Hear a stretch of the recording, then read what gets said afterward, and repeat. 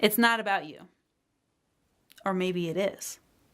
Which is it? We got to find out. So stick around, and we got a really cool bonus for you at the end of this on how to exactly create clarity on your next step moving forward.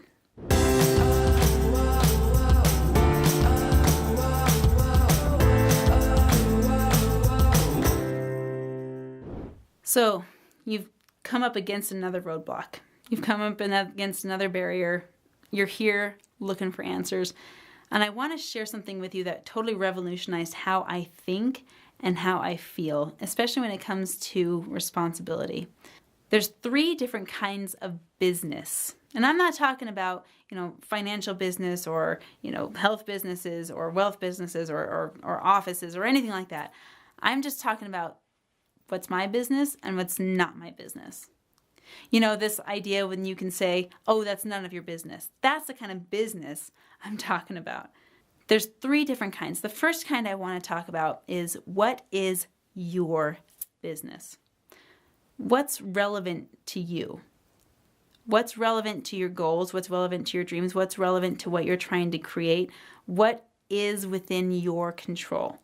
I'm asking myself, what can I control in this situation? Especially when icky, yucky, awful circumstances show up in my world that I didn't necessarily create. That was something that someone else brought to me. But I'm asking, okay, now it's in my world.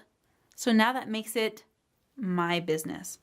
If it's something that I can control, that I can change, that I can shift, I totally take responsibility for it. Let's just say, for example, that you have a relationship in your life that's really not working for you, that a relationship that's maybe yucky or worse. Maybe there's some heavy language that's associated with these relationships, like neglect or abuse or harm. Maybe there's yucky things in your world that you're dealing with. And yeah, yucky is a sugarcoat, but you know what I'm talking about. If it's in your world, it's your business. That means you have a responsibility to take a stand for what's important to you. So that's the first kind of business. It's your business. The second kind of business is, you got it, their business. So there's your business and there's their business. Anything that's not relevant to you. A lot of the times we will cross the boundary on this because we think we know what's best for another person. We think that our version of best is also their version of best. And I gotta tell you guys, that is so not the case. There's so many different circumstances and different moral standards and different ideas and concepts that we cannot possibly know what's best for another person. We can't possibly know what they should do in a certain situation. They could totally ask us for support and they can ask us for our ideas, but to pretend that we know what's best for another person is absolutely ludicrous. To pretend that I know what someone should or should not do. In another video, we talk about the heaviness of the yucky word of should. How could I possibly impose what someone should do? I can't. I don't know their circumstances. Even if I think I do, even if they're my child or my spouse, I can't know what's best for them. If I have stewardship over them, if I have, a responsibility as a parent, I'm totally going to take that because that becomes then my business because I'm the parent. I'm the one that has responsibility in that situation. But if I'm looking at someone else and I'm passing all these judgments on them, that is so not my place because that's not my business. So if it's not your business, wash your hands of it. Allow yourself to maintain a space of neutrality and say, that is their business. That is their choices. Those are choices that they're making in their life. It's not about me. It's what they're doing is not about me. The choices they're making, they're not about me. Those are choices that they're making based on their decisions, based on their experiences, based on their patterns. That doesn't make it my fault or my responsibility if it's their business. So there's my business, there's their business. The third one, it's his business. You can call it God, you can call it the universe, you can call it your highest power, you can call it whatever you want. But there are things that are not my business and not their business, and that is the business of the higher power. That's his business. His business looks like maybe there's a natural disaster that happens. It's really funny to me how in all of these contracts for like car insurance or health insurance or life insurance, anything like that, they always have the clause for acts of God. And I thought, wow, there's some things that are not my business or anybody else's business, but it's all part of the master plan. You have this thought that it's not about me or it's not about someone else. It's what is going on. Could this possibly be part of the master plan? If that's true, then we get to insert an element of trust. Trust in what we want.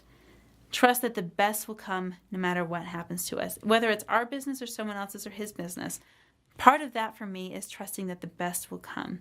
Whether or not I know how, it doesn't matter. A lot of the time, the how, it's his business. I have an idea of how I'm going to get from point A to point B, maybe in my goals or maybe in my success, but I'm willing to let go of that in exchange for something better should that present itself. Here's a little bonus piece I want you to be really, really familiar with. It's not about you, and at the same time, it is. Now, wait a minute, that almost makes no sense, right? How could both of those things be true? Think about this. You cannot give what you don't have. You can only give what you have. Driving around your neighborhood or going to the grocery store or doing who knows whatever errands that you could possibly be thinking of, you've probably seen the people on the side of the road with their cardboard signs asking for help. And maybe you don't have cash in your pocket, so you can't give the cash that's not in your pocket. But maybe you do have a granola bar in the front seat, or maybe you've got an orange that you just bought at the grocery store that you could give. You could give it because you have it. But before you could even have it, you need to acquire it for yourself.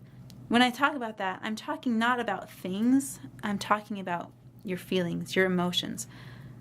If I am so bitter inside, or if I feel any hatred or any spite or any negative emotion, if that negative emotion is overpowering me and it's going on the inside, I can only give what I have.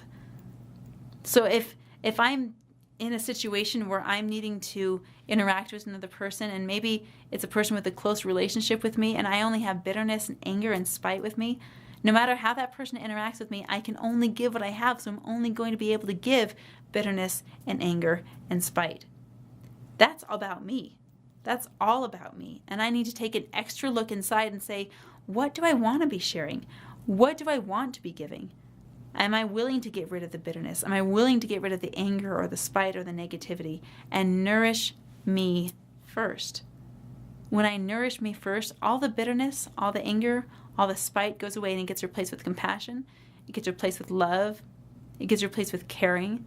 And then I can forget about me and go to work because I know I'm taken care of. So it's not about you, but it is about you. Make sure that you take care of yourself. Nourish your mind, nourish your body, nourish your soul with words of life, with positivity, so that when the time comes, that it doesn't have to be about you. It can be about the person who needs you most. So now you've got this amazing clarity on what's yours, what's not yours, and you know how to give your gift to the world. So I would love to hear from you. Leave me a comment below. Hit the subscribe button. Maybe give the little bell, a little jingle so you can get some updates from us on a regular basis. I'll see you tomorrow.